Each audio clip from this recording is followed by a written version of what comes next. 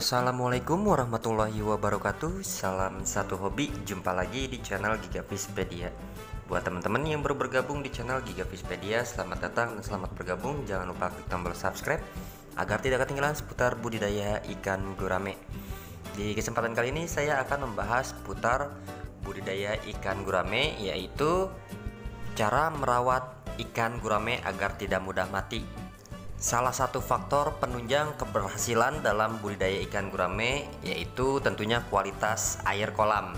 Di sini saya akan membahas seputar kolam ikan gurame, di mana di sini kualitas air kolamnya sudah mulai jelek ya teman-teman, dan banyak juga yang bertanya kepada saya apakah kolam tanah ikan gurame itu perlu menggunakan sirkulasi ataupun bagaimana cara pergantian air kolamnya. Dan di sini di kolam saya ini ada 3 kolam, di mana masing-masing kolam ini saya tidak pernah untuk mengganti air kolam.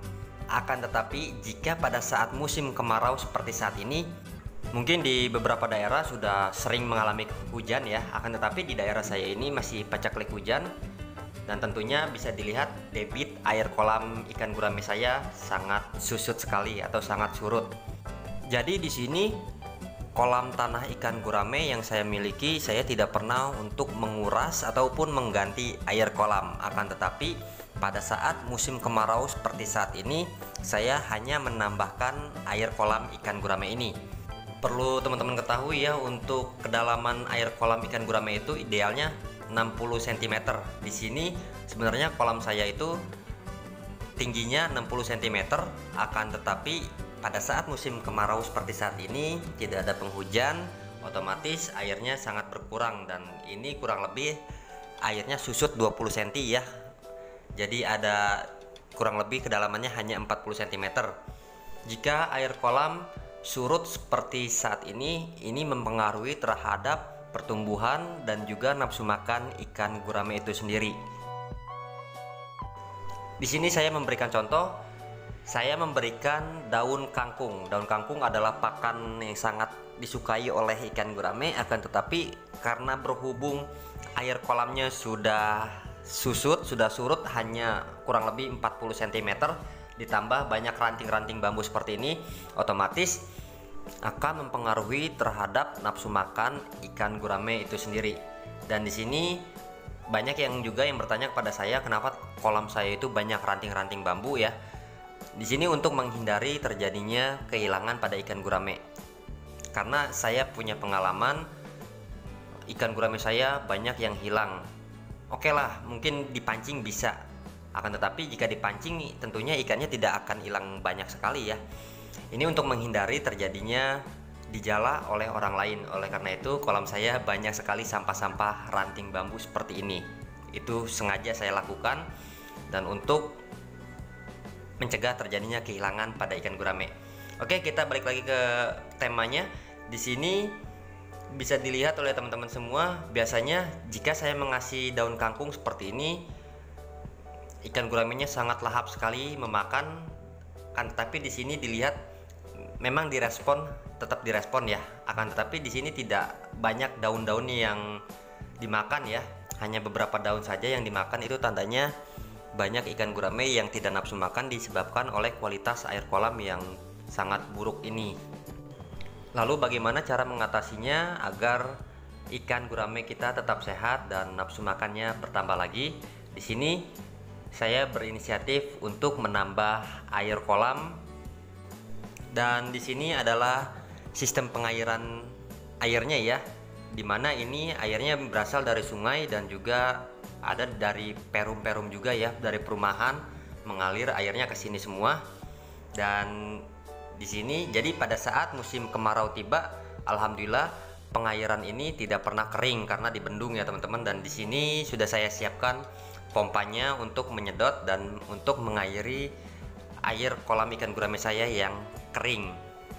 Oke, kita langsung saja untuk mengisi air kolam ikan gurame saya, karena sudah melihat kondisi ikan gurame saya yang kurang nafsu makan, dan juga tentunya jika dibiarkan akan berakibat fatal pada ikan gurame, karena di situ juga Di kolam itu juga saya sudah ada 4 ekor ikan gurame atau 5 ekor ikan gurame yang mati yang disebabkan oleh susutnya air kolam dan tentunya faktor air kolam yang sangat buruk sekali. Untuk mensiasati itu saya akan menambah air kolam ini.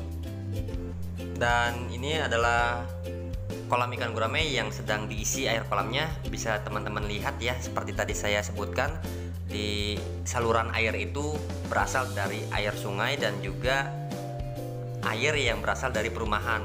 Jadi di sini kolam ikan gurame saya banyak sekali limbah sabun yang disebabkan oleh limbah dari rumah tangga.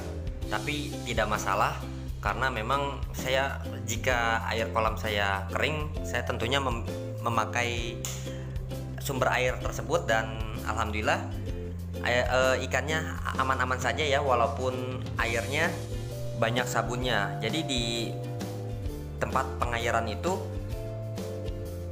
airnya memang bagus, kelihatan bagus, tapi pada saat disedot ternyata banyak sekali sabun. Ini yang disebabkan karena endapan air sabun, kemudian saya sedot dan menghasilkan busa seperti ini. Tapi ini tidak bermasalah, tidak masalah karena air sabunnya ini sudah mengendap terlebih dahulu di dasar ya. Tidak langsung air sabun masuk ke kolam saya, tidak, akan tapi melalui proses pengendapan terlebih dahulu. Jadi masih aman untuk ikan gurame. Dan untuk cara pengisiannya sendiri, saya biasanya jika sudah melihat kualitas air kolam jelek, kemudian air kolamnya susut, langkah selanjutnya sambil mengisi air kolam seperti ini, saya biasanya menaburi garam kasar. Ini garam kasar atau garam krosok yang sering sekali saya gunakan untuk pada saat pengurasan ataupun mengisi air kolam. Walaupun ada ikannya, saya tetap taburi garam kasar ini. Untuk takarannya sendiri, kolam saya ini ukuran 13 meter kali 6 meter dan cukup 1 kilo saja ya saya memberikan garam kasar ini ke kolam ikan gurame. Untuk cara pemakaiannya sendiri, teman-teman bisa melakukan 2 cara atau 2 langkah. Untuk langkah yang pertama, teman-teman bisa langsung menaburkan garam kasar ini ke kolam ikan gurame seperti ini ya, saya contohkan. Teman-teman bisa langsung menaburi seperti ini, dan teman-teman juga bisa melakukan pelarutan garam kasar ini. Jadi opsi kedua yaitu garam kasarnya dilarutkan terlebih dahulu. Ini ember diisi oleh air kolam juga tidak masalah ya. Kemudian teman-teman larutkan garam kasar ini. Setelah garam kasar ini larut, masih ada ya teman-teman ini, jadi saya aduk-aduk hingga garam kasarnya larut. Oke, setelah garam kasarnya sudah larut semua di air, barulah teman-teman bisa menyebarkan larutan air garam kasar ini ke kolam ikan gurame. Inilah cara saya melakukan perbaikan kualitas air kolam ikan gurame. Jika kita membiarkan kualitas air kolam itu terus-menerus kualitasnya jelek, otomatis nafsu makan ikan berkurang dan kemudian akan mengalami kematian pada ikan gurame. Untuk di kolam terpal sendiri biasanya melakukan pengurasan sebagian air kolam. Jadi sisakan air kolam yang lama sebanyak 40%, kemudian tambah dengan air kolam atau air yang baru. Sama halnya dengan kolam beton ya. Kolam terpal dan kolam beton cara pengurasannya juga sama aja.